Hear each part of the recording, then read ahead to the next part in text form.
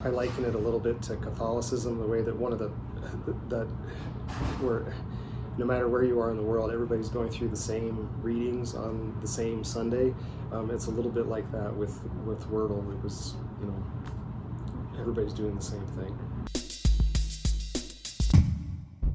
I used to play with a lot of my friends in Wordle, and would have a good time. So we'd spend like Discord every so often, usually like every day, just playing Wordle. And Wordle doesn't take very long, like it takes like 5-10 minutes at most. Oh, there was a time initially when kind of the frenzy was on, when I was playing it every day and I was worried about losing my streak and all that kind of stuff. I can't remember what my longest streak of days was, 70 or something along those lines, about 2 months. I think I was pretty consistent, and then I broke my streak and haven't played it as consistently since. I think regarding Wordle getting really popular, I think it had to do a lot with word of mouth. So initially, I saw the story, like it took like 6 months for Wordle to actually like reach some popularity and even like get picked up at all on, because it was initially just through Twitter. Like a guy like told some of his friends, and he made it for his wife, right? So he told some of his friends like, oh, this is kind of cool. And those friends told a bunch of their friends because they thought it was a very good idea. That's probably something that's unparalleled by many other games. Many other games, you'll see some good media coverage and a lot of advertising, but Wordle was not like that. I think the ability to compare notes with other people was important, because it was a time when people didn't have some of the social connections that we've reestablished now that the pandemic is sort of transitioning into an endemic, and we're back to more in-person interactions.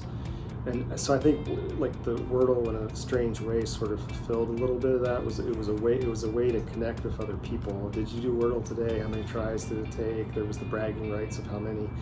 But I think it was just that everybody was doing the same thing, and it was something you could talk about very briefly in email or social media or someplace else. It was like meeting at the water cooler when we couldn't meet at the water cooler, I think. I actually think the popularity of Wordle was skyrocketed because of the pandemic, because a lot of people were at home mostly when this happened. There's a lot of remote work and all of that. So the fact that people have less to do and Wordle comes by. Now, as we are back to much more in-person interaction, so maybe the sort of psychological need to connect with others is a little bit less of that. Personally, as we've transitioned back to an in-person environment, I'm worrying in the morning now about making my lunch, about getting the dog fed, about whether my kids are up, that sort of thing. And some of the time that I had when we were all in a pandemic phase and doing things remotely has gone away. So there's been like this, we're just shorter on time right now, and I think just the novelty of it has sort of worn off. I think those factors together maybe explains why it's not being played as much these days.